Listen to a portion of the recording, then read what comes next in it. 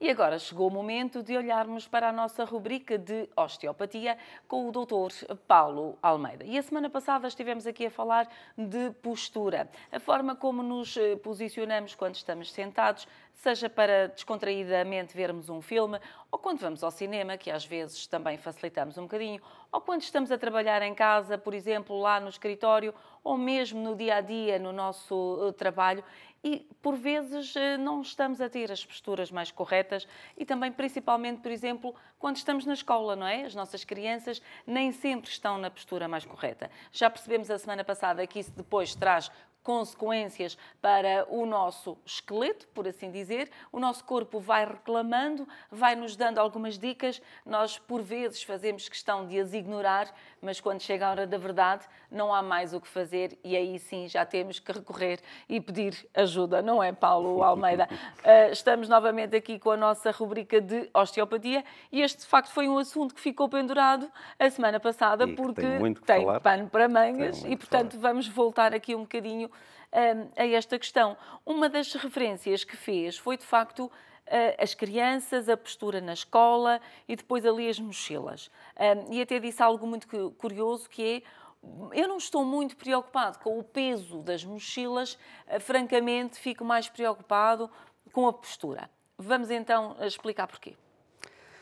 Ora bem, em relação às mochilas, elas são efetivamente pesadas, mas nós temos que nos afastar um pouco, passar para o outro passeio, ou seja, para o outro lado da estrada e observar a escola do lado de fora, não é? As crianças não levam só uma mochila pesada, levam também a lancheira com o lanche da manhã e da tarde, levam o saco da educação física, só falta mesmo levar mais um cabide com uma muda de roupa, porque eles devem transpirar imenso com tanta carga que traz efetivamente no seu dia. Portanto, não é só o peso da mochila. O peso da mochila é algo que nós não vamos conseguir mudar nos próximos anos. Porquê? Porque os professores, efetivamente, precisam dos livros e dos manuais para poderem dar a sua aula. O peso é tão grande que quase que, e vamos rir agora um pouco, quase que mais valia trazer o professor às cavalitas, não é? Porque assim era mais fácil, tinha as aulas em casa e as aulas na escola. Portanto, e o peso deveria ser quase o mesmo. Em alguns casos. Exatamente. Mas, na realidade, vai continuar a haver livros. Se nós falarmos do ponto de vista da economia, geram milhões, rodam milhões em torno dos manuais escolares. E não é só isso, emprega imensas pessoas em torno dos manuais escolares. Portanto, é uma realidade que, para se alterar, do ponto de vista económico, vai ter que se criar uma compensação muito grande. Eu acredito que daqui a 10 anos a criança leva um tablet para a escola, em que leva os livros todos no tablet e onde tira mais um caderno e onde tira uns apontamentos. Mas para já não é isso que vai acontecer. Depois, no ensino primário, as mochilas muitas vezes não vão com os livros até ficam na escola, não é? Portanto, só excepcionalmente trazem mais carga para casa, mas habitualmente os pais até costumam ir levá-los à escola e apanhá-los à escola, portanto não andam assim com tanta carga quanto isso. Em relação ao segundo e terceiro ciclo, aí sim, já entramos nesta realidade realmente dos pesos, mas os pais, não é genérico, mas na grande maioria das vezes, não entra com a criança e com as mochilas e com as lancheiras e pela escola adentro e o carro também, porque não pode. Portanto, a criança, durante o dia, andará com muita carga, mas não é assim uma carga... Mas não é contínuo, não é contínuo. Agora, quando entra no tempo de aula, ela está 50 minutos sentada num tempo de aula, por exemplo, e em que se fala muitas vezes em postura e na posição em que a criança se deve sentar na escola, mas o importante é ver que a criança até se pode sentar naquela posição, mas não consegue aguentar muito tempo aquela posição. Portanto, a sua resistência do ponto de vista muscular, ao nível dos eretores da coluna, toda a musculatura que mantém a postura, não está preparada para aguentar aquela posição. Há uns anos atrás, nós subíamos às árvores e tínhamos um trabalho físico muito intenso, que hoje as crianças do tempo de hoje não o fazem. E jogávamos à corda, e saltávamos ao elástico, Exatamente. E à apanhada, e uma série de coisas Exatamente. Que hoje em dia é mais no sofá, e tudo isso acontece através de um ecrã, não é? Hoje em dia, as crianças passam muito tempo precisamente com o telemóvel, com os tablets, com jogos eletrónicos, passam efetivamente algum tempo à televisão, se não estão à televisão, estão ao computador, portanto, e sempre na mesma posição, numa posição em que não está a tonificar e a estimular os músculos que mantêm precisamente a postura. Portanto, dizer muitas vezes a uma criança, endireita-te, estás toda torta, é violento, porque a criança não consegue, até pode fazê-lo, mas não consegue. Então, vai sempre para a sua posição de conforto. Obviamente que, ao não conseguir estar nessa posição, vai procurar mecanismos de compensação para estar devidamente apoiado. Uma coisa tem que estar direita, que é os olhos. Havemos de ver aqui uma marrequinha muito marrequinha, uma coisa tem direita, que é os olhos, e, portanto, vai ter que criar mecanismos de compensação, principalmente ao nível da cervical, para estar enquadrado com o quadro. Começa a estar desconfortável, começa a entrar em stress e desliga. E então aí até podemos partir em relação à postura para o sucesso e insucesso escolar. Porque realmente a criança, ninguém em sofrimento ou em desconforto consegue estar desperto durante muito tempo. Não é? Exatamente. Depois mas em relação à postura, quem tem alterações do foro oftalmológico pode ter, por exemplo, quem tem estigmatismo. Muitas vezes estamos nos casamentos e a tirar uma fotografia e onde dizem direita à cabeça, tens a cabeça torta, e a pessoa não se apercebe, precisamente porque há uma acomodação da cabeça para a recepção da imagem. Não é? Precisamente porque a imagem não entra perfeita. Portanto, e vai criar alterações. É por isso, Paulo, desculpa interromper, mas é por isso que às vezes temos a tendência, e quando damos por nós, provavelmente já aconteceu a todos no dia-a-dia lá em casa, quando vamos visionar uma fotografia que nos foi retirada, pensamos, olha, estou com a cabeça assim de lado, ou mais para um lado, ou mais para o outro. Tem que ver com estas más posturas que vamos acumulando ao longo do dia-a-dia? Ter a ver precisamente com os mecanismos de compensação. Se houver, por exemplo, uma torção de bacia, e falou a Cláudia muito bem, por exemplo, no termos a perna cruzada, vai promover uma torção da bacia em que pode criar precisamente fixações a esse nível, ou seja, é retirada a capacidade de movimento simétrico entre os dois ossos inominados, os dois ossos ilíacos, portanto, e em que vai fazer precisamente em que o corpo cria um efeito de torção e a cabeça é o último ponto do corpo que vai criar a compensação, precisamente por ser a região da nossa coluna que tem maior mobilidade. E ao criar precisamente esses mecanismos de compensação, podemos ver que realmente a cabeça não estava direita. Quem tem problemas auditivos, por exemplo, também tem uma necessidade de projetar, de concentrar, de ir buscar, portanto, o som, portanto, e ter uma tendência sempre em anteriorizar a cabeça.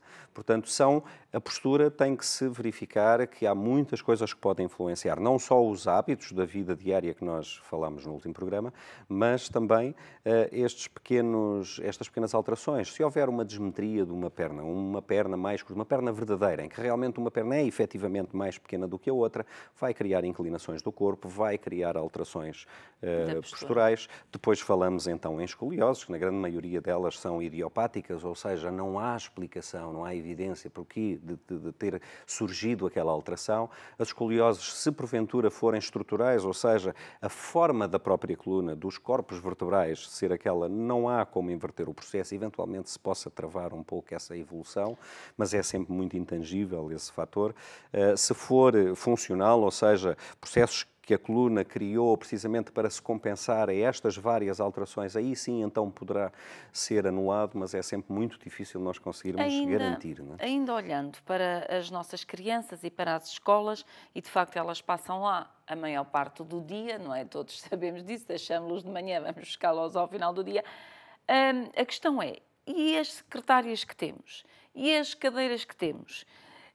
Ajudam a termos uma postura correta ou não? É que eu, aqui há uns tempos, ouvi um especialista que dizia que retiraram aquelas secretárias antigas, que eu ainda apanhei dessas, que eram inclinadas e tinham um sítio para o tinteiro e para o lápis e para a borracha. Retiraram tudo das escolas para colocar estas que temos agora. E a frase dele, não textualmente isto, mas o que ele transmitiu é que foi o pior erro que se fez, porque tirou-se o que estava bem para se colocar o que estava mal, porque estas secretárias não ajudam minimamente a uma postura de facto correta. Também concorda com isto, Paulo? Concordo perfeitamente. E aí ainda vamos a mais. Esse é um problema da administração central. É outro problema, assim como as mochilas e o peso dos livros, que não irá mudar tão rapidamente, porque mudar todo o mobiliário do parque escolar seria impensável. Complicado. É um orçamento que, meu Deus, é sempre a questão do orçamento. Agora, onde é reparar que a secretária e a cadeira do 5º ano, por exemplo, do 2º ciclo, É exatamente a mesma secretária, a mesma cadeira, na grande maioria das escolas, e não posso generalizar porque haverá escolas em que é diferente, mas na grande maioria delas é exatamente a mesma cadeira e a mesma secretária do 9º ano do 3º ciclo, em que a criança no 5º ano quase que não chega com os pés ao chão e no 9º ano tem que estar completamente inclinada e com a sua postura completamente comprometida por causa precisamente da secretária que ali tem, e é assim que vai passar as suas 6, 7 horas do dia. Estamos mesmo na reta final da nossa conversa, mas aproveitando isto, e já que é difícil mudarmos em termos de mobiliário, porque seria uma questão da Administração Central, sem dúvida nenhuma, e os orçamentos são muito ditadores em toda esta matéria, mas o que é que nós então podemos fazer, nós adultos, e o que é que devemos aconselhar aos nossos filhos no dia-a-dia para que mantenham o mais corretamente possível, em 30 segundos? Em 30 segundos. A atividade física é muito importante, mas tem que ser uma atividade física adequada à realidade e à necessidade em termos posturais. A educação física na escola não está minimamente adequada a esta realidade. A consulta de um especialista, entre os quais o osteopata, no sentido de poder corrigir algumas alterações, algumas fixações do foro musculoesquelético que se possam vir a instalar e receber as reais recomendações das atividades físicas ou os exercícios que podem ser feitos ao longo do dia-a-dia para inverter este processo no sentido de tonificar, de fortalecer as estruturas corporais que mantêm a postura, para que não venham a ter, porque depois a criança está em fase de formação e quando terminar a sua fase de formação do seu corpo, aí já pouco haverá a fazer. Portanto, aí vamos tentar manter. Portanto, temos que ser precoces e tentar corrigir as coisas antes. Muito bem, Paulo, muito obrigada. Fica por aqui a nossa conversa de hoje nesta rubrica de osteopatia.